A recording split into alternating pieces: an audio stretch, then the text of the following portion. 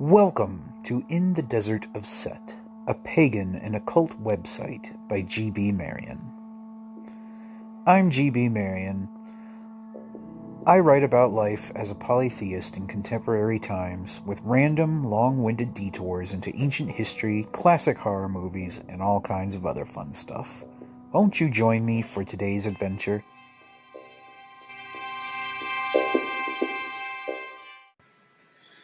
If you'd like to read a free electronic print copy of the following recording, please visit desertofset.com. Set in the Scarab of Ra. In Egyptian mythology, the solar deity Ra, or to be more specific, Atum-Ra, is not only our literal sun, but the first god, the progenitor of all things, and the divine spark that's hidden within every person. They are the starfire from which our planet and our very bodies are forged, and I refer to them with gender-neutral pronouns as much as possible, given they are also known as the Great He-She. Ra is not said to design the universe like an architect, but to asexually reproduce it through an act of divine masturbation, both a theological and a literal Big Bang, you might say, right after creating themselves through an act of divine introspection. First, Ra lifts themselves from noon, the primordial ocean of infinite chaos, proclaiming Khepera, Kheper, Kheperu, which means something to the effect of, I have transformed, and by my transformation, others too shall be transformed. Then Ra asexually begets the infinite plurality of gods, animals, and people that exists today. Every sentient being is, in fact, a miniature alternate Ra within the macrocosmic collective Ra, right on down from the highest of the Neteru to the tiniest baby animal or human. Ra's first children, Shu and Tefnut, were separated from the self-created one shortly after their births. So Ra removed one of their glowing eyes, which became the solar cow goddess Hathor, and sent her to search for the missing children. By the time Hathor reunited Shu and Tefnut with Ra, the children had come of age and produced babies of their own, the sky goddess Nut and the earth god Geb, who would later beget Osiris, Isis, Set, and Nephthys. And when Ra was reunited with all of these children, they wept the happy tears that fell down to Geb and mixed with the earth, becoming the first human beings. So while the gods might be greater and more powerful than us, every person is really a living demigod, a human particularization of the great He-She, and we possess certain rights and dignities even the Neteru can't take away. We are not their creations or their playthings, but something more like their younger cousins. At a later point in the myth cycle, Ra says they are Khepera at dawn, Ra at midday, and Atum at sunset. They are a child in the morning, an adult in the afternoon, and an elder in the evening. When night falls, Ra dies and becomes a ghost, or night sun, that journeys through the underworld to be reborn as Khepera. It is in the darkest hours before dawn that they are attacked by the Chaos Serpent, which is safely repelled by Set with his starry iron. This is not just a solar myth, but an allegory for the sleep cycle. Many of the Neteru are said to follow Ra's same pattern of dying and rising, sleeping and reawakening, just as we ourselves do every day.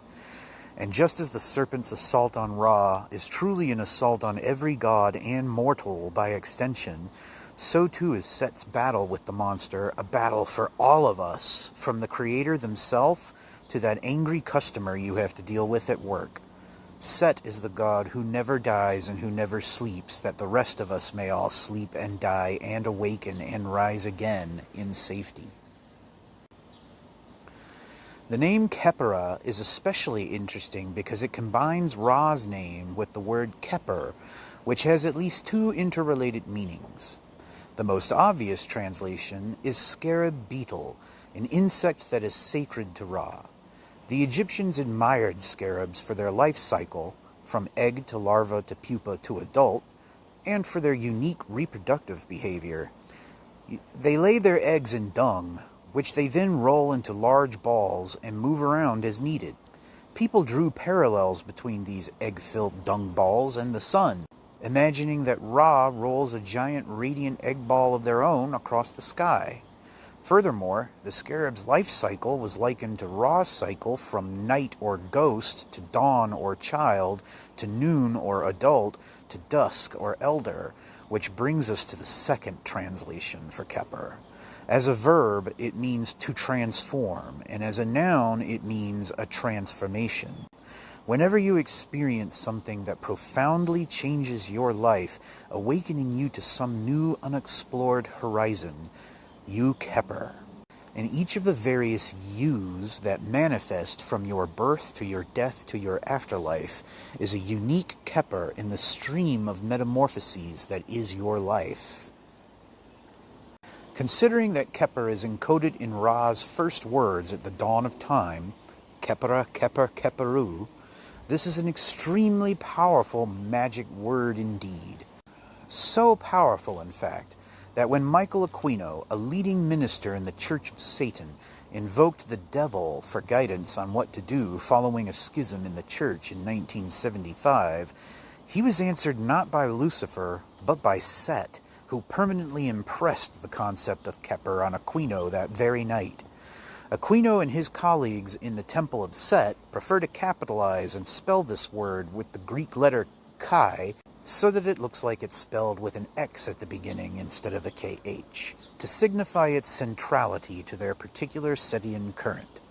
I prefer to spell the word phonetically to prevent any confusion for my readers, and I diverge from Temple of Set members insofar as my love for Set is prioritized over Kheper in my hierarchy of spiritual values.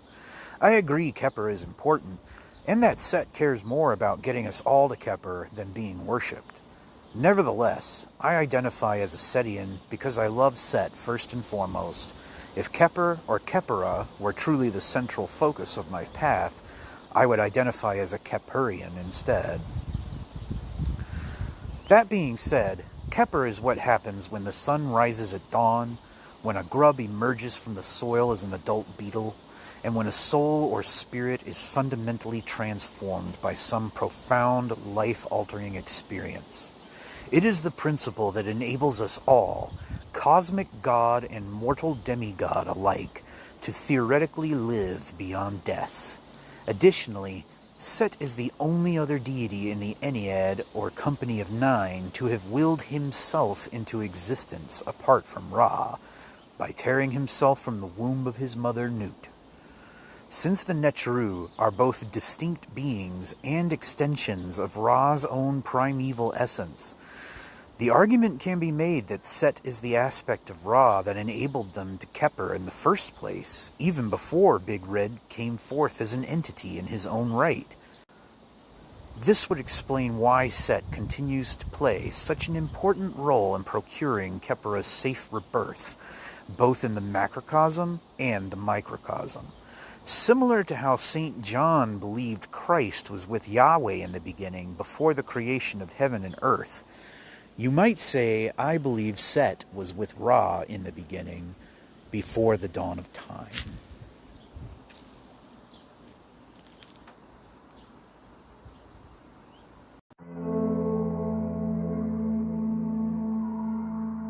Thank you so much for listening. If you enjoyed this sermon and you'd like to read some more, please check out desertofset.com. I hope you have a wonderful day. Set bless.